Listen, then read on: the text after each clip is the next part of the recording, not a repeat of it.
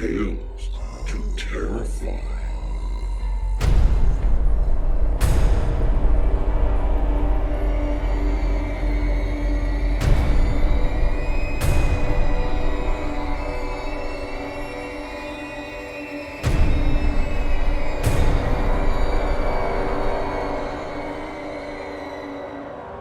Good evening, children of the night.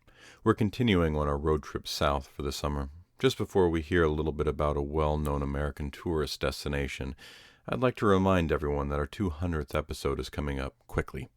We've got a handful of listener-suggested classic stories that we've had narrated and will be sharing to mark the 200th. But where are we this week? The Biltmore Estate. Many of you likely have been there. It's quite a well-known place in Asheville, North Carolina. The single time that I passed within visiting range of the Biltmore, the group I was with declined to visit, regrettably. I've included a link to their tours page in the show notes. George Washington Vanderbilt fell in love with the area that the estate stands, and his brothers and sisters had constructed summer estates, so he would have one as well. George was a member of the wealthy Vanderbilt family that had made their money primarily on this country's infrastructure with rail and steamboats. The house began construction in 1889 and lasted until 1896. The main house itself is still, to this day, the largest privately owned house in the country, coming in at just under 180,000 square feet. Its decor has few rivals at American opulence during George Washington Vanderbilt's life or now. The estate had been designed to be self-supporting with poultry, cattle, pigs, a dairy, and even a forestry program.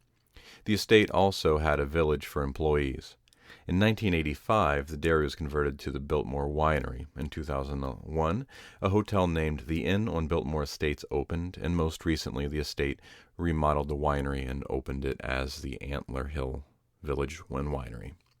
Considering the size of the house and its estate, for those who believe that folk may linger on after their death, it's hard to believe that such a place as this would not have accumulated a haunt or two. The primary stories are George and his wife Edith. George may be spotted in his study at night, particularly during storms. Sometimes he is in the company of Edith herself. A guest might see Edith on her way to call George back to a pool party that you may also be able to hear in full swing, despite the pool no longer being used at all. Aside from some rumors that the Biltmore family, George included, were members of the Illuminati or other shadow government entities, there really isn't a heck of a lot. Despite the age of the estate and the hundreds of people that have lived and worked there, it's hard to dig up even a murder or two.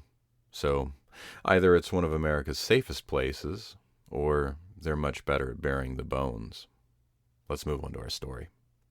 We have one for the evening, followed by a bit from our friend Sylvia Shults with Lights Out. Our story comes from David Odle, who was born in Indiana, spent 7 years in the military, and now resides outside of Austin, Texas, enjoying life in the depths of his fiction. A rather short bio for a rather longish story of about a half hour. Listen up for this one. There are demons, and when we hear from Sylvia, more demons. The story you'll be hearing from David Odle this evening is called Loop. He did let Tales to Terrify know that the story was accepted for publication by an e-zine, was published, then within a couple months the e-zine went defunct. So no link in the show notes for this one, I'm afraid. And now, David Odle's Loop. When the pastor said life is like mud if you don't have Jesus, Jack realized something might be wrong. And actually, it wasn't Jack who noticed. "Dad!" Laura tapped his arm as she whispered. "Didn't he already say that?" Jack leaned closer to her. "He keeps saying the same thing over and over." "Who?" "The pastor." "It probably just seems that way." Jack patted her hand and smiled. Truth be known, he hadn't been paying attention. "No," she said. "He said the same thing 4 times. "What'd he say?" Jack asked her. Since she'd turned 13, he found that quite often just humoring her made life easier. "He said life is like mud if you don't have Jesus," she said. "Listen, I bet he says it again." He focused his attention on the pastor, a man he'd known for better than 5 years, a man he adored. But consequently this morning, a man he wished would shut up and dismiss everyone. He thought about Taco Bell. His stomach rumbled. He He was too tired and too hungry, and the Texans were playing today. Lord forgive him, but he couldn't wait for church to end. He glanced at the clock hanging on the wall. 11:48 a.m. Could time go any slower? Pastor James sat down and spoke softly about the terrible choices we make. Wasn't that the truth? Jack forced himself not to look at the clock, keeping his eyes focused forward until he could no longer stand it, and then glanced over. 12:07 p.m. Funny how time worked. When you wanted it to pass quickly, it seemed to stall in low gear. He stared down at his hands, lacing his fingers together, watching them as if he found a new toy. Then he heard it. Life is like mud if you don't have Jesus. Laura hit him on the arm. See, she said. Oh, come on. He's probably just saying it again. Jack said and smiled. But this was a little weird. Something seemed strangely familiar, like watching a movie and then seeing something that made you think you might have seen it before. I don't think he sat down the last time, Jack told himself. He leaned over to Laura and whispered, Was he sitting the last time he said it? Yes. Her voice squeaked and he shushed her. She whispered, Something's wrong, Dad. He glanced around at the other people, most facing forward and listening. One little boy picked his nose and examined his finger. A young girl sat texting on her phone, sitting between her parents, her thumbs working faster than light with vigorous concentration. She had no idea that Jack was watching her. Kids and their damn phones. Shouldn't be allowed to use in church. He faced back forward, a little disgusted, then glanced at the clock again. His breath caught in his throat, and for a frightful moment his heart stopped. 11:46 a.m. Okay, he said, this is weird. I know. Laura leaned forward and gazed around the room. Watch this. She stood up and clapped her hands and then yelled, Hey! Horrified, Jack reached out and grabbed her arm, yanking her down into her seat. Red warmth spread through his cheeks and ears, engulfing him like a black cloud. What are you doing? He hissed. He glanced around again.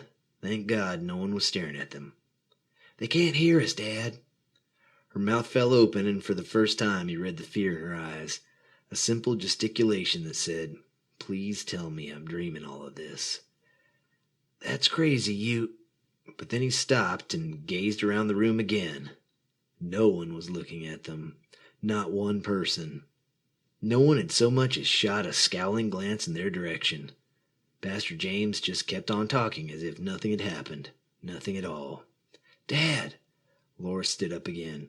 Something is so wrong here. Look. She pointed at the people behind them. No one even knows I'm standing here. Her voice echoed off the walls as if spoken within a cement tomb. The first words that popped into his mind were, They're just ignoring you, sweetie. But that wasn't right, and he knew it. His brain wouldn't let go of logic, and he searched desperately for a reason. He was an engineer, for Christ's sake. There was always a logical reason. They can't see me, Dad. Would you sit down? He said, still whispering, though he wasn't sure it mattered. She plopped down, and he noticed her tears. Jack reached behind him and tapped a man named Brent McAdams on the shoulder. He'd known Brent for years, and Brent wouldn't think he was too weird. He didn't think. Hey, Brent, Jack said. Brent didn't move. Jack tapped him harder. Brent. Still nothing. Jack stood and touched Brent's cheek. Brent! The soft flesh of Brent's cheek dimpled where Jack's finger pushed on it, but the man still didn't acknowledge him. Now, who the hell wouldn't react if someone were pushing on their cheek? Jack turned to Brent's wife, Megan, a pretty young woman who sat with her hands folded in her lap, her eyes fixed on Pastor James, who was still preaching as if there wasn't a man standing up in his congregation touching Brent's face. Megan! Jack yelled this time. Megan! Daddy, they can't see us. The skin around Laura's eyes was red. I'll work this out, sweetie. That's what he wanted to tell her, but couldn't. That's impossible. Jack turned back to Brent. Brent! Nothing. Not so much as a blink. He whirled around, nearly losing his balance, having to grab the back of the chair in front of him to keep from toppling over. He glanced over at the clock. 11:58 a.m. What the hell was going on here? He forced himself to breathe. In through the nose, out through the mouth. His heart pounded. More than pounded, it hammered like an animal about to rip itself out of him. I've got to calm down. A logical explanation existed somewhere, but damned if he could come up with anything. Maybe if he called home and spoke to his wife. He dug his cell phone out of his pocket and flipped it open. He punched in the numbers and hit send. Nothing happened. He waited, and still nothing happened. He pulled the phone away and stared at the face, looking stupidly at the numbers he punched in. The clock in the upper right-hand corner of the screen read 12:08 p.m. He looked at the clock on the wall again, 11:59 a.m. He stood there, his brain unable to process, unable to come up with anything that would allow him to do anything but stand there and look like an idiot. "Daddy!" Laura yelled from the front of the sanctuary, up next to the stage where James sat preaching. "No one can see us." He stared at her. A sudden insane urge to laugh bubbled up inside him, and he stifled it with a fist, shoving his knuckles into his mouth and biting down. The sight of James preaching, as his daughter stood unnoticed right below him yelling, was a hysterical, horrifying sight. Something one would only see in a dream. "That's it. Wake up, sleepyhead. Daddy! Just dreaming, that's all this is. Am I at home in bed or sleeping right here in the church seat? Daddy, I'm scared." "You're not dreaming, Jack, my boy. You're not dreaming at all." A strange, distant voice echoed through the room. Jack spun around, temporarily ignoring Laura, and faced the door at the back of the room. Dread swept over him as he stared at the dark silhouette standing in the doorway. "Who's there?" Jack yelled. He heard Laura cry and ask, "Who's that?" "I ain't nobody you know," the dark man said. "You in my world now." He paused for an eerie, quiet moment where nothing could be heard but Pastor James speaking, which had become irrelevant in the scheme of things. "What's going on here?" Jack heard himself saying the words, but they sounded silly, almost surreal, as if he were giving into this dream and accepting it as reality. Another urge to break into wild laughter lurched into his throat, and he swallowed it back. The dark figure said, "You in the loop, young fella. You both is. Ain't no getting out of it." Jack just stood there feeling stupid and lost. "Just watch out now. There's some bad stuff in the loop. Stuff that'll kill you if you ain't careful. Loop's about to go round again, and everything's getting older." Jack almost asked what the man was talking about, and then it dawned on him. He glanced at the clock and saw it was 12:08 p.m. He was about to yell to Laura. She screamed as Pastor James said, "Life is like mud if you don't have Jesus." The clock read 11:46 a.m. He was sitting back in his seat, Laura next to him. Jack jumped up, his eyes darting around the room as if searching for a dangerous ghost. Brent and Megan sat behind them just like last time, both staring intently at Pastor James. The little boy picked his nose, the young girl punched keys on her cell phone. Laura stayed in her seat, her arms folded across her chest, crying and staring at the floor, as if she expected it to rise up and swallow her. "Let's go," Jack said and reached out to her. "Where?" she asked and took his hand. He didn't know for sure what they would do, but they certainly couldn't just sit here and wait for whatever happened next, whatever that might be. Did this last forever? Would they grow old in here? He wondered what his wife and children were doing at home and what they would think happened. In the real world, had he and Laura simply disappeared? Were they asleep and in comas? Were they dead? No. Time never moves past 12:08 p.m. and never starts before 11:46 a.m. A whopping 22 minutes is what their lives have been reduced to. So did that mean his wife and children repeated what they did as well? That the entire world? Dizziness swept over him and his chest tightened, as if a giant hand were inside him squeezing his lungs. He couldn't breathe. "Daddy!" Laura gripped his hand and he relaxed. Thank God for her. Thank God she was here with him. "Yeah, sweetie," he said, suddenly feeling hot. "It's okay. Let's go out in the foyer." "Where that scary guy is?" Jack hadn't thought of him as scary, at least not yet. "He seems to know what's going on." He pulled her out into the narrow aisle, and they walked quickly. Jack stole one last glance at the clock before leaving the room. 11:47 a.m. They had 21 minutes to figure this out. Either that, or start all over again at 12:08 p.m. The door swung open and banged against the wall with an eerie echo, as if the air had somehow swallowed up the sound. Jack didn't think he'd ever heard a sound quite like that. "Something's different in here," Laura said, coming to a stop and yanking her hand out of his. "It looks old or something." She was right. It was different in here, but old wasn't the right word to describe it. His gaze shifted to his left, where 3 large picture windows gave a perfect view of the parking lot. There'd been sunshine when they'd come in, but now the outside was a dirty shade of gray, as if a major thunderstorm had rolled in over the top of them. Except there was no wind or rain. There was just nothing. He could see the outline of cars, but even they looked ancient. Ruined, he thought. Everything out there looks ruined. "Don't go outside," Jack said. He didn't have a clue what to do next, but he for damn sure knew he wasn't going out there. "I wasn't planning on it." She stood next to him, one arm folded across her chest and the other up to her mouth so she could chew her fingernails. "We've got to find that guy," Jack said, breathing heavy, dangerously close to an all-out panic attack. "Y'all didn't lose me." The voice rang out from a dark hallway ahead of them. "Y'all can't never lose me." Jack didn't see anything but a dark corridor with a small light at the end. He fought a maddening impulse to run through it. "I don't want to go down there. God help me. I don't want to do that." Because there was something else down there beside that guy, and Jack knew it. Faintly he could hear its hoarse gasping, a wet sound that reminded him of what something dying of rotting lungs might sound like. He squinted into the darkness and saw 2 eyes, deep red like that of the devil, glaring back at him.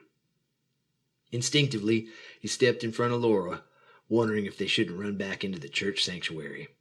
"You can't get away," the voice called. "You got to face it. You ain't got no choice." "Who are you?" Jack yelled. His voice echoed. Something started to stink as well. Very subtle, like walking in the woods and catching the rancid stench of death.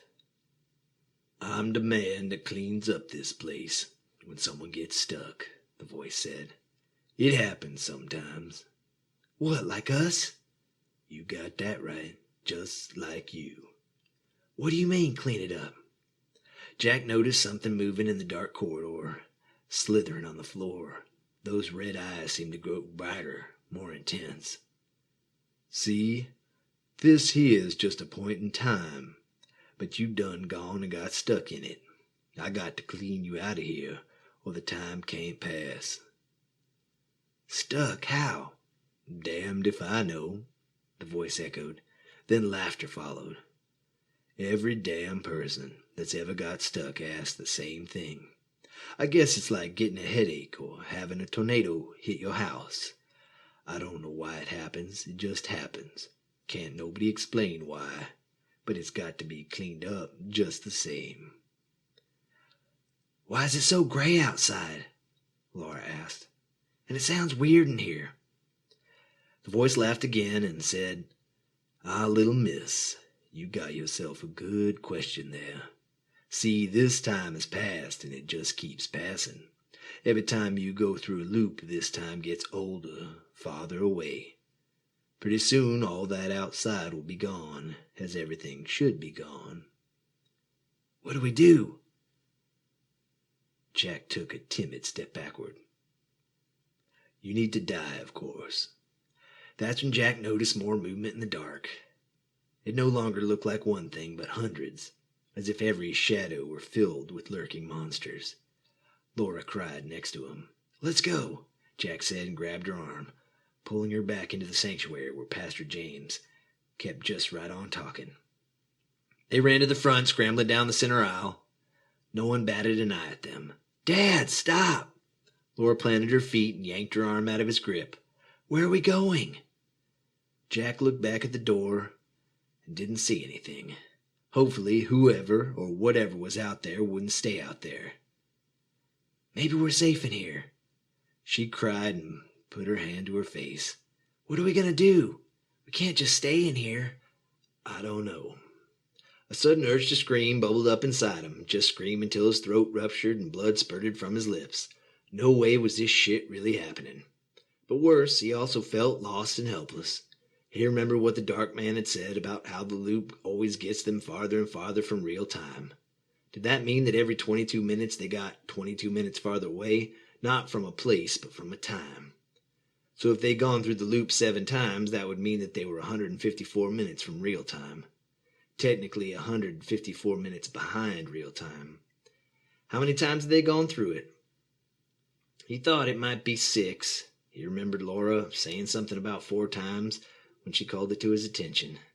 Jesus, Mary, Joseph. He couldn't remember. Jack looked at the clock. 12:03 p.m. They were about to go another 22 minutes into the past, a past that was crumbling. A thought popped into his head, and he nearly burst out in hysterics. Time travel into the past is impossible because there's no past to go back to. I may be the only person on Earth who actually knows that. Stick that in your pipe and smoke it, Mr. Wells. Focus. He had to focus. Listen, he said. He turned to Laura. That guy said we could get farther behind with every loop, correct? She nodded. Do you know how many times we've gone through the loop? I don't know. Try to remember. She splayed her fingers in the air in front of her and started counting them silently, mouthing the numbers, then said, 6, I think. I'm pretty sure 6. 6 or 7. I was thinking 6, he said. That means we're, he did some quick math in his head, 132 minutes behind. Something danced on the edge of his brain, an idea, but he couldn't calm himself enough to grasp it. Something he'd seen. You mean in the past? Her lip curled as if to say he was crazy for such an idea. He looked back down at the floor and spoke out loud. Yes, technically, I guess, in the past. Not the way I ever envisioned it. He ran his hand through his hair. Okay, so if we're 132 minutes in the past, how do we catch back up without continuing to go backwards? Something. Think. God damn it, think. What if we're not in here at the next loop? Laura asked, an idea forming in that brain of hers. He could read it in her eyes. You mean like out there? Jack pointed at the door. Yeah, she said. He watched her speak, noticing her hand shaking. 132 minutes is just over 2 hours. What if we try to catch up to the loop before this one? There must be a way to get back. He just stared at her, hoping she had an idea. He realized with numbed optimism that her thoughts were along the same line as his. They had to stop going backward, that was the key. But what if we can't? Laura kept talking. We're thinking of time as linear. What if it isn't? Sort of like Einstein's theory. He liked where she was going with this, but he couldn't believe it was coming from his daughter, the lover of pizza rolls and reader of Twilight. Something like that, she said. Only not light, just space. What if we could run back to it and catch it somehow? He mulled her words over in his mind. If we're losing time with every loop, then real time must be constant. His brain kicked into gear. If real time was a cement pole at the top of a mountain, and each loop was a step leading away from it, every time you took a step, you get further from the pole. What if you turned and ran back? She nodded. Which means, if there's a constant, it must still be attached to this time. As long as this exists, otherwise this wouldn't know how old it is. But what if, her eyebrows furrowed, what if real time is moving also? Wouldn't it be moving forward? Then it would be variable, he said, and not a constant. She nodded, actually smiling. Because constant is static, it never changes. Exactly. If we get out of this, I'm going to worship the ground she walks on. Dear God, she's smarter than me. To do this, we'd have to figure out where the constant is still attached and run in that direction. We'd have to find it and make the run before the 22 minutes were up. How far is that? She asked. Her hands had stopped shaking. Talking about this calmed her. Jack realized that it was calming him too. They were like 2 kids in a candy store. He shrugged. I have no idea. Suddenly, the thought that eluded him earlier slammed into his brain, crystal clear. We need to run down that corridor, the scary one. I think that's it. I saw a light at the end of it. Everything else looked like it was dying and gray, but the light at the end of that corridor was bright. Her eyes widened, and she shook her head. I think that's why that guy's in there, to keep us from going down there. He'll kill us. We have to try. Jack looked again at the clock, 12:07 p.m. As soon as the next loop starts, we're going to go. She nodded and took his hand. I love you, Daddy. I love you too, sweetie. A quick blip of light, then they were sitting back in their seats. Life is like mud if you don't have Jesus, Pastor James said. Jack noticed there were deep cracks in the skin of the pastor's face. One of his ears had fallen off and was lying on the floor next to the leg of his chair. No one noticed, not even the good pastor. Everything was starting to crumble. This point in time was getting old. It was becoming ruined. Let's go, Jack said. They both stood and charged for the door. He didn't stop, he just put his hand out so he could shove the door open, then keep right on running. 22 minutes wasn't very long when you had nearly 3 hours of time to catch up to. 154 minutes, that's how far behind they were. 2 hours and 34 minutes. He'd never considered the distance measured in time before, and had no clue how long it would take to run back through each loop. More horrifying was the possibility that it may not work at all. But it felt right, and that's all he had to go on. His hand collided with the door, and the wood busted apart like clumpy gray powder. Like burnt-up paper disintegrates into ash. Another loop, 2 at the most, and there would be nothing left here. Dimly, he wondered what he and Laura looked like right now, but then pushed the thought away. Keeping her hand tightly held in his, they ran for the corridor. He saw the light at the other end, like looking down a long train tunnel and seeing the white speck a million miles away. Stop!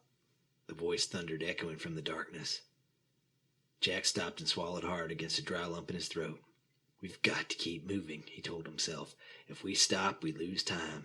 Daddy, I'm scared! Laura's grip tightened like a clamp, strong for a girl her age. He turned and looked at her. We can't stop, sweetie. Just hold on to me. He faced back to the corridor, took one last courage-building breath, and ran forward. A moment later, the screaming started. Laura's shrill cry split the darkness like a sharp knife. Her hand slipped out of his. Laura! He turned to find her, but saw only darkness. Foolish man! The voice came from everywhere. Behind him, ahead of him, above him. This is my world, it said. That smell of dead and rotting meat filled every crevice. He gagged, then retched. Laura! He screamed. Hot vomit rose into his throat, and he swallowed it back. That smell, that god-awful smell. Daddy! She sounded farther away, moving in the direction they'd just come. It was dragging her back, whatever it was. Jack saw shadows shuffle a few feet away, and he dove, grabbing onto something, hoping against hope that it was Laura. He landed on his belly, his hand closing around a solid thing, an ankle, he thought. Scrambling to his feet, he felt something swoop past his face in a cool rush of air. He ducked and kept pulling. Don't let go, Daddy, she yelled. Thank God. In the back of his mind, he wondered why nothing had grabbed him yet. Why just her? But then he decided he didn't give a flying shit why. He just wanted to reach the end of the corridor. He felt as if he was running through thick mud, but he trudged forward. This world is crumbling. That's why it's so hard to move through here. Even the floor is turning to goo. He made it to the end of the corridor and stopped before crossing the threshold. Gazing through, he saw the doors to the church sanctuary. He knew without a doubt it was the prior loop. They'd caught up to the 132-minute loop. How long had it taken? He had to get back in there and look at the clock.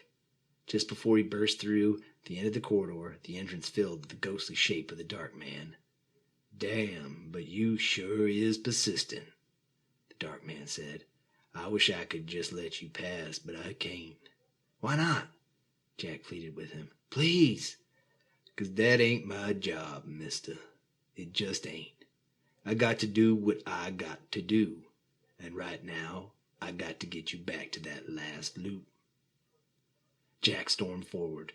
Maybe the dark man would kill him, but by God, he wasn't going to go down easily. He let go of Laura's ankle and charged, yelling like a maniac. Just as he reached the dark man, he tried to grab a hold, his fingers grasping for anything that might give him an advantage. To hell with this guy for trying to keep them there. And just like that, he found himself lying on the floor of the foyer, still yelling, still clutching, but there was nothing at all. Laura stumbled out after him. Her face looked to be covered in some sort of gray mud. Daddy! Where is he? I don't know. She looked back behind her. I don't think it can actually touch us. She looked shell-shocked. I think I was stuck in the mud or something. Jack got to his knees, then hoisted himself up to his feet. Maybe she was right. Maybe it couldn't touch them because they weren't actually from the same time as it was. Maybe the dark man was just another person stuck in a loop. But he'd never gotten out. Someone who'd gone insane in here. He looked at his hands and glanced over at Laura, whose face reminded him of someone who'd just witnessed a horrific car accident. If the dark man couldn't touch them, then that meant it couldn't stop them. So the only thing they had to do was get back to their time, back to real time, the constant. Come on. He grabbed her hand and they ran into the sanctuary. Pastor James was still sat there preaching, just like always. But his ear was intact and the cracks on his face were gone. Jack looked at the clock, 11:50 a.m. He quickly did the math in his head. At 18 minutes and 6 loops, they had only about 3 minutes per loop if they were going to make it all the way back through before the 22 minutes were up. He wondered briefly if they ran out of time, if they'd go all the way back to where they'd been, or if they'd stay in the one they made it to. He didn't want to find out. It was time to run their asses off. We gotta run like crazy, he said. He let go of her hand and ran out of the sanctuary and into the corridor. He still heard the dark man yelling at them, but it was quieter, farther away. He ignored it. Running got easier as they passed through each loop. The floor became more solid. They ran through 5 corridors before stopping to check the time. 12:05 p.m. Run, he yelled. They were off again, passing through darkness and emerging in light. We're going to make it, sweetie, he yelled as they ran through the last corridor. Rushing out into the light, the bright sun splashed through the windows, and he raised a hand to shadow his eyes. Laura ran up next to him. People mingling in the foyer stopped and stared. As he and Laura walked quickly to the sanctuary doors, he heard someone say, Where'd they come from? They burst into the sanctuary, relishing the solid sound of the door banging off the wall with a hollow bong. He fell to his knees and looked at the clock, 12:08 p.m. He closed his eyes and took Laura's hand. Please, God, please.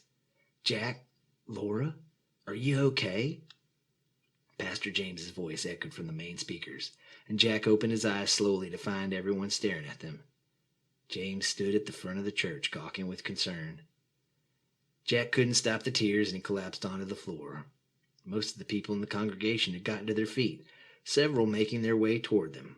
One thing that went unnoticed was the fact that Jack and Laura were still sitting in their seats, totally asleep. As Jack watched in glorified amazement, the clock clicked at 12:10 p.m. It also went unnoticed that their sleeping forms in the seats slowly dissipated into nothing. A dark man stood next to the empty seats. A dark man that no one could see, not even Jack and Laura anymore. A lurid smile stretched across the black skin of his face, revealing teeth too large and a tongue that slithered out onto the floor and back in. You got good on this one, you two did. One more loop and you was mine, it said. But I still got you. And you better believe that you're going to pay up for getting out of that place. That's my place. It turned and strolled lazily across the room, passing through the crowd of people and out into the foyer where it entered the corridor, where it waited. That was David Odle's Loop, as read by J.K. Shepler. Jedediah Kalanu Shepler was born in Texas.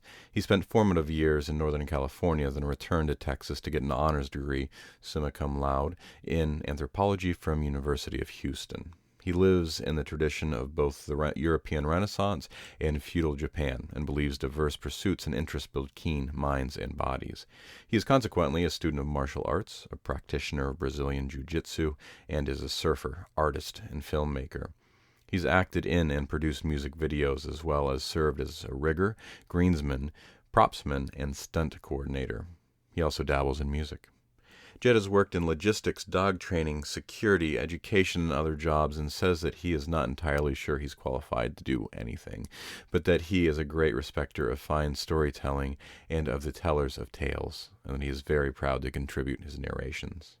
Currently, Jed is working on a book about late 19th and early 20th century glass bottles found in Houston and of the forgotten history that is all around us and just under our feet. He lives in the Houston Heights of Texas and likes cats and dogs but doesn't have any, and sometimes he scribbles short, humorous movie reviews that no one reads. You can correct that last bit by stopping by his site at downthemoviehole.blogspot.com. Link will be in the show notes. Thank you, Jed. Next up will be another edition of Sylvia Shults Lights Out. In the show notes will be a link to Sylvia's page where you can read more about her horror and romance books and short stories, and also her book signings and other podcast and TV appearances. And now, sit back and relax while we take in Sylvia Shults Lights Out.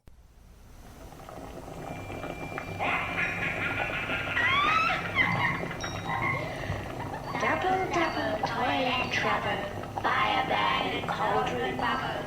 Fill it up with any sake, in the cauldron boil and steak. Eye of mutant terror frog, full of bat and pound of dog. Adder's fork and blind one sting, lizard's legs and owlet's wing. For a charm of powerful trouble, like a head of boil and double. Double, double, toilet trouble, fire bag and cauldron bubble.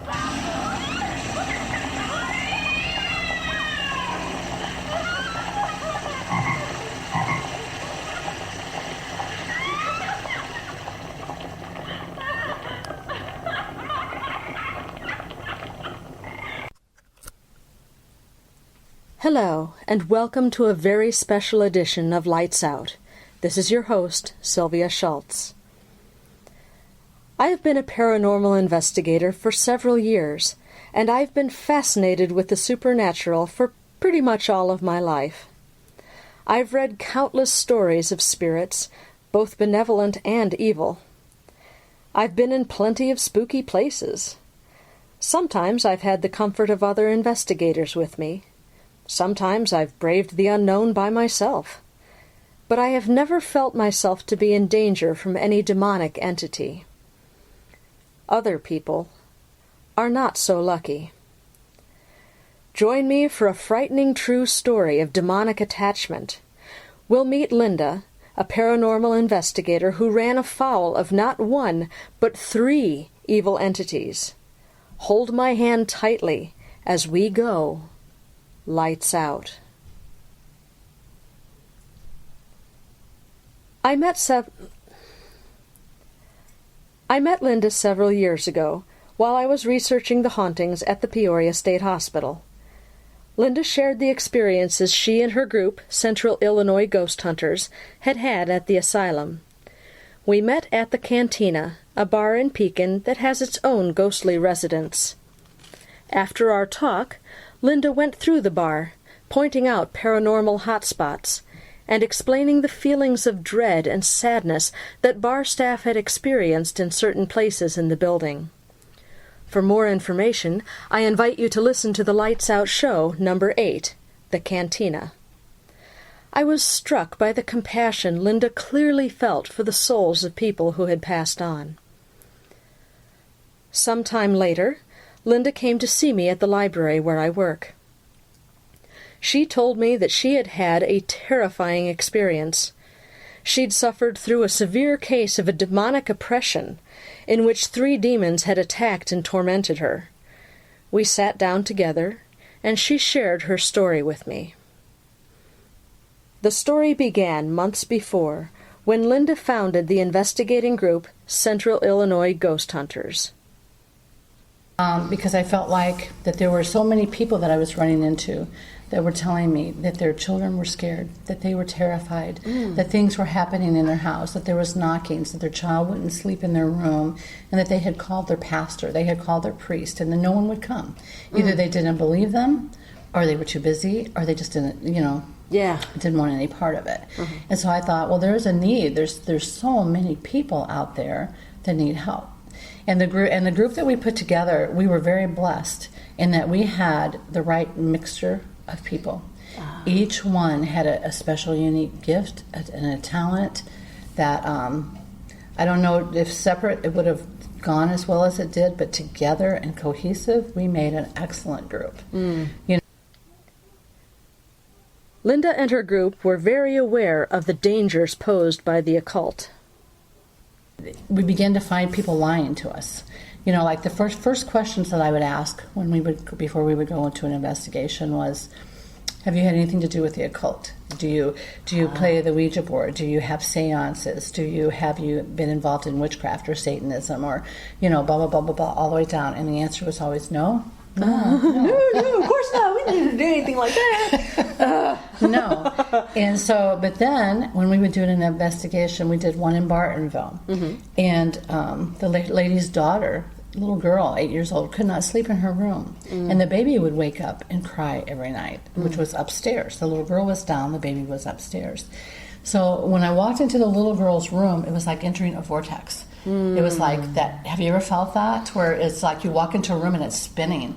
And I mean, we all felt it. We literally had to like touch the wall to be able to catch our bearing for a second. It was so strong in there. And I thought, no wonder. Time. But after we did that investigation, and I mean, the basement was just full of things, full of people and things. And after we did that investigation, then the next day the lady called me and said, oh, by the way, I forgot that I had tarot cards in the drawer right upstairs across from the baby sleeps. Oh, man. I said, oh, how can you just forget that? Oh, my. But that, well, if she doesn't concentrate on them all the time, if it's just a thing that she interacts with occasionally, it could slip her mind. I could see that happening. But still, when someone asks you, have you ever? To get if I would have said, Sylvia, have you ever had, and you would have said, well, yeah, I used to, or I do once in a while. Thought back, It's designed to jog your memory. Yeah, right. And so, and then we went to a place in Metamora, and this was a place that literally made me sick. I have never physically gotten sick in a place before, and I didn't throw up, but it physically made me sick. When there was the man that had called us in, I could not stand to be near him. He was like, he scratched my spirit. I don't know if you've ever run into anybody that you felt like, oh, I don't want to be near him or her. But it was like this sandpaper. Every time he would come within as close as you and me, I would want to just scream. That's an intriguing way for me to describe it. Yeah, he would scratch. Yeah, he would just scratch my soul. Okay. And so I didn't want him in my camper because we always took the motorhome because we could all travel together and discuss what we found. And but anyway, come to find out, we went downstairs in the basement. I mean, upstairs I still had this eerie feeling. And every time he was near me, it was like scratching my spirit. The whole place was just odd, just had an odd feel to it. That I have experienced, yeah. And we went downstairs into the basement, and as we were starting into the basement, this god-awful smell that I've never smelled before literally made me nauseous. And the funny part is that my group, they smelled it upstairs. They could smell something upstairs, and I couldn't smell a thing. But when we started going to the basement, I was so overwhelmed by this smell, and they didn't smell a thing. And I was thinking all the time, oh my gosh, if I don't get out of here, I'm going to throw up in this basement. I'm going to throw up if I don't get out of here. Oh no. And I literally said, I've got to go. And I ran up the stairs. I went out to the motorhome, and I still, for like an hour, the whole time they were in there, I smelled this hideous smell. Come to find out, this guy was practicing Satanism. The group was running into some pretty odd situations in their investigating. We started running into strange people. But I still didn't think anything about it. We had 44 cases in 1 year. I mean, we were busy every weekend and sometimes during the week. Oh, gee whiz.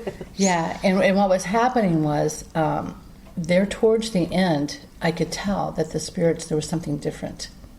Because when I would always say, turn off the light, turn on the light, they would do what I asked them to do. But then it got so that they were getting a little obstinate, for lack of a better word. They wouldn't turn it off as fast when I'd ask, and I started thinking, first I said, I think the spirits are getting stronger. But then it never dawned on me that I was getting weaker. Linda was staying out very late on Saturday nights, doing investigations, and she wasn't getting up for church on Sundays. She wasn't feeding her soul. We did that. We had another big case. And this one was in Pekin. And I had been thinking, I had this feeling, and I should have listened to it, But still, I believe that God knows what we're going to do from the day we're born on. We have freedom of choice and freedom of free will, but I believe that whatever we choose leads us down a different path. If we make one decision, we go this way. If we make another, we go this way. Sure, yeah. And so I'd been feeling like, I really need to stop doing what we're doing. The investigations weren't interesting me anymore. It was just the prayer part. I just wanted to clear the house out. I wanted whatever was there, be it good, to go home, to be it bad, to go away. That became my goal. I wasn't interested in answering, the flashlights going on and off. And so I felt like I needed to stop doing it 2 weeks before. Okay. And I was going to actually give it to a member of my group named Beth. You met Beth. Oh, yeah. Well, Beth, I didn't know, was having kind of the same feelings, that she needed to leave the group. She needed to leave the group. So the week before I told the group that I was leaving, Beth told me she was leaving.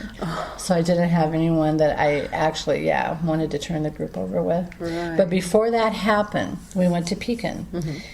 And this was another strange house. There was a lot going on there. There was a dad and a mom and a little 3-year-old girl and a baby.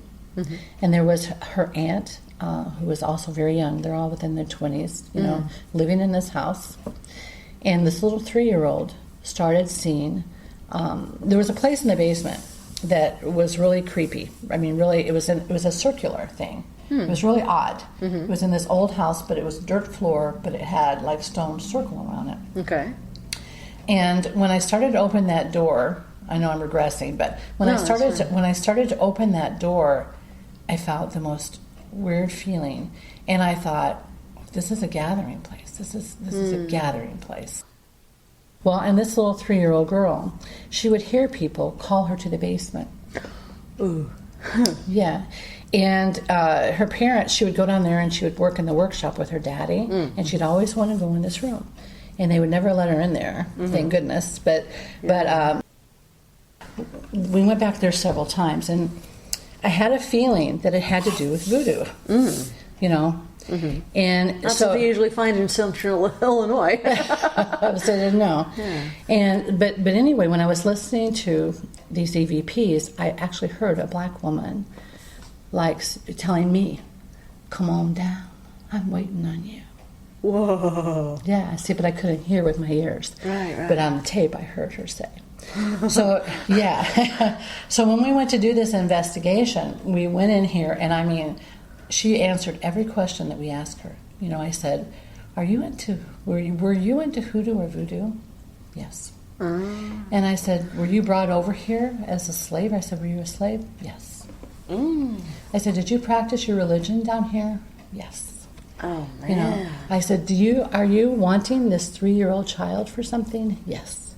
And I said, are you after her soul? Are you after her reincarnation? What? Yes. Oh, my. And the parents were standing right with me when this was going on. Were you asking these flashlight questions? Yeah. Okay. Flashlight and recorder. Everyone had a recorder, and this is what's so cool. This was one powerful lady. Everyone had a recorder, and I looked around the room. Every red light was on. When we went back to listen to that whole and we were down there 35 minutes. When we went back to listen to that whole section on nobody's recorder recorded. Oh. It started at the top of the stairs on the first and second floor. There was not one part of the basement. Oh, my. It was like it was totally erased from everybody's recorder. Nothing. Oh, my goodness. Yeah, and I thought, holy cow. There was also a little girl upstairs. And she would say, "Aw," I can't remember what she called this lady, grandma or auntie. But she would say, "They can't see us. They're just kidding." And so that's where I got into trouble. But before I do that, I want to tell you about this little girl. Yeah, please. Because the little girl they would start showing themselves in the form of her dad. They would come in the middle of the night. It would be her daddy, and he would say, "Come with me, honey. Let's go down in the basement and play." Oh. And this was on a Saturday morning, and this was not in the middle of the night this time. This was like no, maybe 8, 9 o'clock, 8:30, 7 to 8. Because the dad happened to be gotten up early and was laying on the couch watching, just turning on the cartoons. And he saw his little girl come downstairs, and she grabbed his hand. And she says, well, come on, Daddy, let's go. And he says, let's go where? He says, well, you told me it's time to go play in the basement. And he says, no, honey, I didn't tell you that. And she says, yes, you did, Daddy. You just stood upstairs. You said, come on, let's go. And he says, no, I didn't tell you that. So I told the parents, I said, what better way? And the mother didn't believe. The dad was concerned. The mother didn't believe. And until she saw the lights coming on. But I told them, I said, what better way for something to grab your child if they can convince the parents that their child is in no danger? I said, what does a child predator do? They get close to your child. I said, what are they doing? They're appearing to your child as someone she loves, her daddy, her caretaker. And what is the mother doing? They have blinded the mother to where there's no danger. So because a mother, that mommy blood gets going, and you would kill over your child. Right. But they were appearing in the form of the dad, and the mother they had blinded to where she saw no danger. Yeah. So anyway, and then the aunt, when we came back to pray out that house, the aunt, she says, Linda, can I show you something? And I said, yeah. She says, I keep hearing my uncle telling me to come to him, and he had died. Yeah, this house was strange. And she pulled up her arm, and she had cut herself all from here to here. Oh, poor girl. And yeah, but the thing is, on my tapes, it had said, let's get the aunt, let's get the aunt. And the aunt was, I think, 23 years old. That girl died. Within a month later, she was dead. She went out to the garage to smoke a cigarette. Her little girl came in the house and told her mommy, told her aunt, I can't wake up Mommy. Mommy's sleeping. Oh. Yeah. So I don't know. I won't say that that's what caused it. That's far be it for me to do that. Yeah. But I'm saying, it was all weird. The strangeness continued on other nights in other houses. When I heard the little girl say, they can't see us, they're just kidding, right? So then we went from there. And like I said, we had 44 cases in a year. And I hadn't been fed. My spirit was weak. And we had just come home from this investigation at 2:30, 3 o'clock in the morning. We had a house cleansing that we had gone to before, and one of my investigators got sick in this house and had to leave. And that was a phenomenal thing, and I think I might still have some of the EVPs of that too. But there was a fight there for us. Yeah, and you could hear a sword, literally a sword being pulled from a sheath. Holy cats. Yeah, it was cool. Anyway, in this house, my friend Debbie, she got really sick in this house and had to leave this house. But there was something when upstairs in the ladies' room, I touched her bed, and it was like a vibration. Have you ever done that? You could feel. And I said, they sit on your bed. I said, they sit on your bed. And she said, yeah. She said, that's right where I've seen this thing sit at night and look at me. Oh my God. And her husband had seen it too. And it gives me creeps even thinking about that thing. Right. Okay, and then the third house that we went to, this house was in, What was sitting on the bed in the second house, habitually? I think it was just a dark, ugly little thing. Okay. Whatever you want to call them. An imp, whatever you want to call them. A dark, ugly, nasty little thing. Okay. That would torment her. He would torment her. He was a tormentor. Okay. All right, third house. Okay. And this is the one we went to. This was outside of town, and I cannot think of the name. I don't want to say Mackinac. Maybe it was right outside of Mackinac. Okay. But when you drove up to this house, these kids were doing weird things too. They were having seance in this house. But when you walked into this house, you had this really oppressive feeling, just really oppressive. And the people had, and these were business people. I can't give you their names. No, that's fine. Confidentiality. But they were well expected in there. They had a sliding glass door, and something banged so hard on their sliding glass door that it actually cracked it, and there was no one there. There was no one there. And when we were asking, were you the one that broke this door? Flashlight. Yes. Yes. But on the EVPs, it was saying, get out. Get out. And so when we went into the kitchen, we went through all these different rooms. The flashlight, of course, went every place. The recorders were going, the videos was going.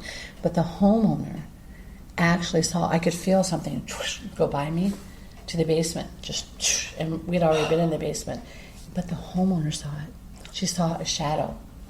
She goes, oh, did you see that? Did you see that? I saw it go in the basement. And so we all went down after it to try to make it leave. Yeah. But when we came back to actually do the house cleansing of this house, when I walked in this house, there was, for one split second, I saw something very tall, like as tall as that door, dark. And I don't know how to explain it. This sounds totally insane, but it kind of looked like a figure of a bat. Like the figures, the shoulders were angled. Okay. And I don't know if it had like a robe like this, holding a robe, or if that was just its shape. But for 1 second I saw it, 1 second it was gone. Or furled wings or something. Maybe something weird. And then the homeowner told me that the mailman actually had seen a creature similar to what I described, and it scared him so bad he quit. He quit his route. Because they lived in this rural, and I think it's Mackinac, if I remember right. But he actually, it's terrified him, and he quit his route.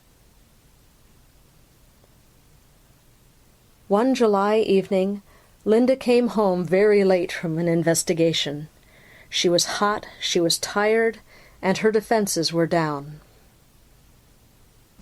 But anyway, I stood in the middle of my living room floor, and I prayed, Father, I think that I could help them more if I could hear them.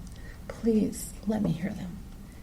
Instantly. This was like I said, to say it out loud almost sounds insane, but it is the actual truth. I heard like a bell. Those little bells like you hear in church when a Catholic church where they go ding, ding, ding, ding. Yeah. I heard a bell. Ding, ding, ding, ding. Let her hear. And then I started hearing 2 male voices and a woman voice. There were 3 of them. And they started tormenting me they were tormentors, day and night. I could not sleep. My poor husband, he did not know what was going on with me. My children didn't know what was going on with me. But it was like somebody screaming in my ear, and they were saying, I want your soul. And then, and they started telling me things that I had done from the beginning of my life all the way up. That's what I'm saying. This is the strangest thing, and I think God let me see all this for a reason. Maybe for you, too. But they started telling me things that I had even forgotten. Things that, you did this, you did that, you did this, da-da-da-da-da-da-da-da. And I'm thinking, oh, my God. Oh, stop. And I started on this journey. I called a man. I don't know if I still have his phone number, but somebody told me that there was an exorcist up in Wisconsin. And I would call him on the phone in the middle of the night. He'd say, call me. And he would say prayers with me. And then he would ask me, what are they saying? And I said, they told me that you're not a real exorcist, that you were not, or you're not an ordained minister. And he says, it doesn't matter if I'm ordained. They knew. That's what I'm saying. They know. The supernatural realm knows far more than what we could ever know. And to know that now, I actually know that. And my son, my poor little son, I was telling him, I was saying, he told me, Mom, because my daughter had called him, because I said, Danette, excuse me 1 minute. I went into the restroom and I just started praying because these things were screaming at me while I was trying to talk to my daughter. And I went in the restroom and I just started praying, God, I lay my, you say we are saved by the word of our mouth and the word of our testimony. And I said, I love you, Father God. I choose you, the Father and the Holy Spirit. I always will choose you. I want no other but you. And that is a word of my testimony. And I wrap it up and I lay it on your holy altar because you say, whatever we say goes right into your throne. And I said, so Lord, I lay it at your feet. I only want you. I only want you. Help me through this. And I would cry. I would beg, Lord God, and I would, just... And my daughter was concerned. She went and called my son, who's very logical-minded. This is my young child. He's an entrepreneur, businessman, very logical. And he says, Mom, I'm a little concerned about you. And he says, you think you need to go to a psychiatrist? I said, Bobby, if your little child broke his leg, would you take him to a gardener? No. I said, I don't need to go to a doctor. I need to go to spiritual help. I said, this is a spiritual battle, and I need to find help within the church. I went to... This was the beginning of months of torment. Linda sought help from an exorcist in the Quad Cities. She went through 2 exorcisms, but they made no difference at all. She wasn't possessed. She was suffering from demonic attachment, which is quite different. Who is the exorcist for the Diocese of Rock Island. Ooh. He is retired, and I went to see him twice. Mm-hmm. And I would tell him, he would read from the book, and they would be screaming, in the background. And I would tell him. But he couldn't hear it, but you could. Okay. I could hear it. Because it was me that they were attacking. It was me that prayed. It was me that God was taking on this journey, Yeah. But I would tell him everything that they were saying. And he was amazed, too. Mm. But I said, I am not possessed. I said, they are not possessing me. I said, they are oppressing me. They are around me. So the rite of exorcism wasn't working. It's not going to do anything. They're not in me. They are around me. Yeah. And they did not know what to do with the fact that they were around me. Yeah. Linda's search for help continued. I kept trying to find help. I had an old prayer partner. His name is Victor. And he's been with me on this whole journey. Mm-hmm. And I would call him and say, Dick, please pray for me. I don't know I can't stand this. I can't. They would wake me up in the middle of the night screaming in my ear, wake up! And I would jump up out of bed. And my husband would say, what are you doing? And I would be going, I can't stand this, Jerry. I can't stand this. And I would go call this guy up in Wisconsin. Yeah. And I'd say, Mike, you got to pray for me. You got to help me. Yeah. So he was helping me during this time. And I look back and I see that God had different people helping me along the way to lead me to the Abbey. I had to be ready. I had to be ready to receive what I needed to receive. So he had provided me this guy named Mike. So then from there, I had a friend that was a counselor at Antioch Group, and she had been a missionary in China. And I called her and I said, Donna, I know you believe in these things. I know you've seen things on your mission trip. I know you know this is real, and that I'm not crazy, that these things are really tormenting me. And I said, do you know anyone that I can go to that would pray for me and help me through this or give me direction as to what I needed to do? At that time, I was in a panic. The Lord says in His Word, He says, do not be anxious for anything, but by everything with prayer and supplication make your requests be known for God. Mm-hmm. But that time, you got to figure, I got 3 people or things screaming at me all the time. Makes it hard to concentrate. I was in a panic. Yeah, I was in a panic. So I asked Donna, do you have anybody, that can help me? Because I had been to 7 priests, 2 exorcisms, and then I went to Donna, and this is how the Lord worked. Because Donna, bless her heart, had made a mistake, but that mistake led me to where I needed to go. But let me back up. First of all, I called Dick, and I said, one morning I was having a really bad screaming, I want your soul, we're going to take your soul. And I called Dick, and I said, Dick, these things are just screaming at me, and I said, I need prayer. And he says, honey, come over to where I'm at. I'm sitting over here working on a house with 2 other guys that are believers. And he says, come over here and we'll pray for you. Well, my husband wouldn't let me drive because I was totally, So he drove me. He drove me over there. Well, when we got there, they had a priest on the phone, and I was trying to tell this priest what was happening to me, and I got kind of hateful with this man because he says, "You have a problem being quiet," and I said, "As do you." Because I had a chance for a priest listening to me, and I wanted him to hear I needed help desperately. Yeah. So in the background, you can hear these bells. And he says, I have to go now. I have to take care of my duties here. And I said, Father, don't forget me. I said, Father, don't forget me. Yeah. So then I went to Donna, and Donna says, she emailed 2 different people that had been ministers in Vietnam, but neither one of them had emailed her back. So she called me back, and she says, Linda, I'm so worried about you. I'm praying for you all the time. And she says, you know what? She says, there's a little monk that comes in here every morning and says prayers for us. He dresses in brown. And she says, I think it's from the Abbey. So And this is kind of neat too, because they don't dress in brown, they dress in black. She had made a mistake. There was somebody that was coming into praying, but it wasn't from the Abbey. But God had used that to lead me to the Abbey.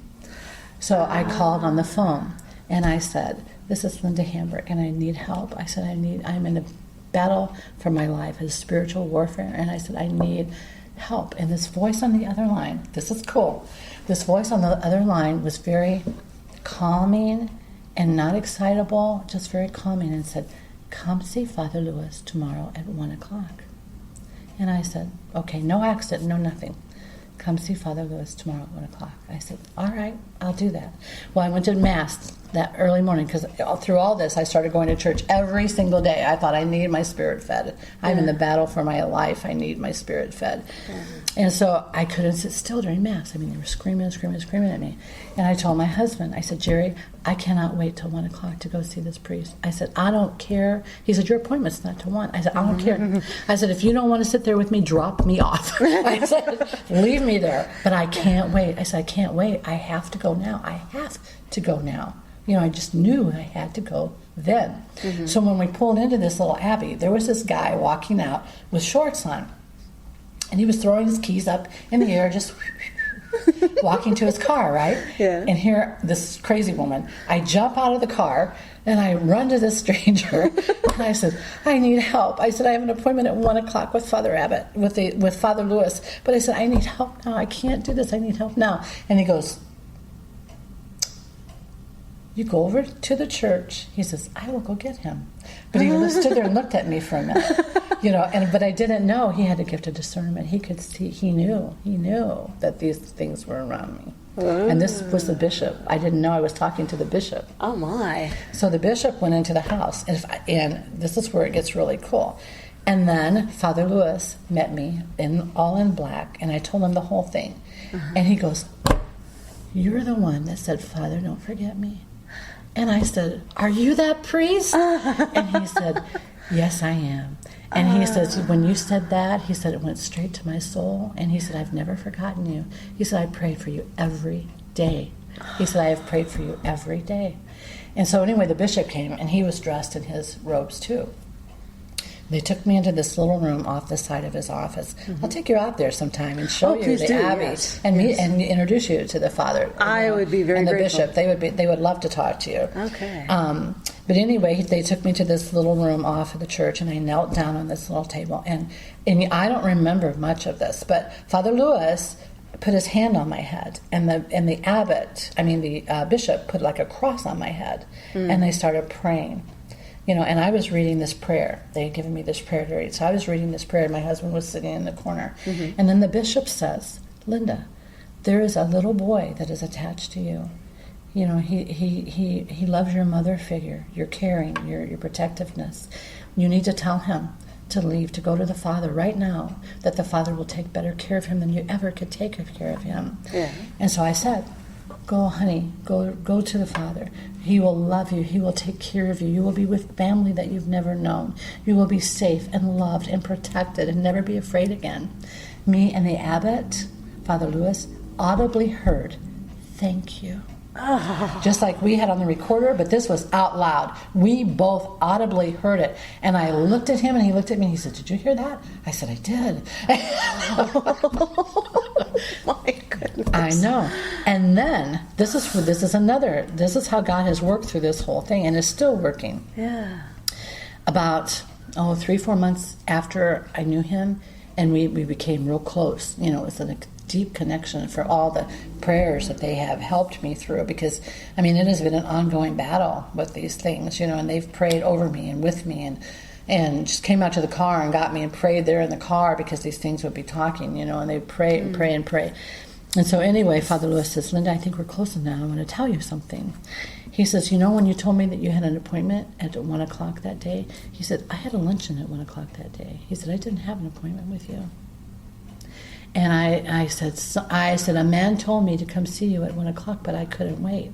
He said, well, if you would have waited, I would have been gone. And he said, I ask every monk in this place. No one had a phone call from you. I think I talked to an angel. I think I talked to an angel that was leading me to Father Lewis and the bishop at just the right time when the bishop was leaving. Oh. He was leaving, but I think I talked to an angel. I truly believe I did, and so does Yeah. he. Because no one else was there. Oh, wow. The consequences of Linda's deliverance are still being felt today within her family. But there's so much in between all this that happened. Because of this, my husband became baptized. Because of this, we both became confirmed in the church. Because of this, my son in Texas is now becoming a believer. Because of this, my son Bobby sought his minister out that was in Morton. I think my mom's going loco, and because she thinks she hears these things that are wanting her soul, and the minister explained to him spirituality, so his growth has deepened. So the word says, what is done. What they intend for evil, God intends for good. So he turned all that evilness around for something good. Yeah. And not only that, then I can help people. I always said, I will never look at anyone who says they hear voices the same way again. Yeah. Yes, I'm going to make sure they're not crazy. That they're not schizo, or I want to make clear all that out.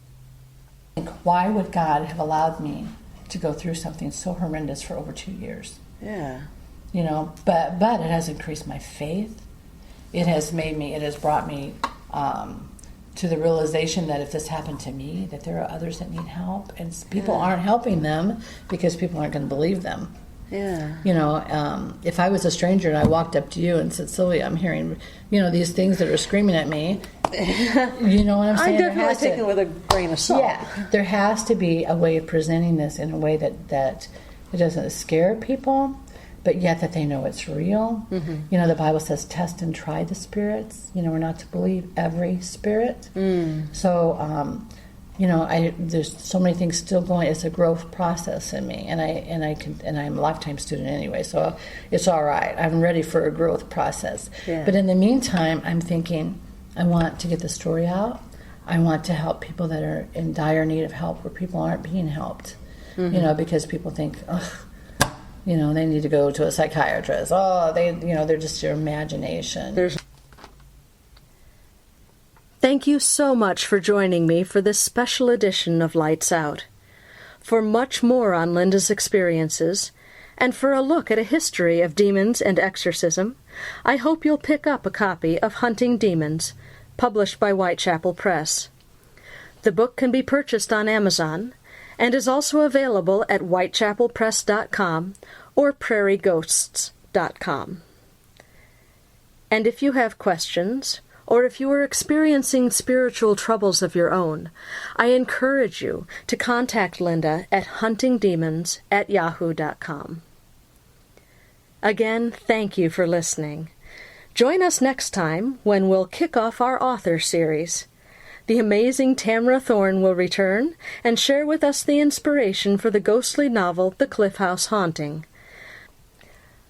Other authors will feature in upcoming shows include Luke Naliborski, Alistair Cross, Ophelia Julian, and many more.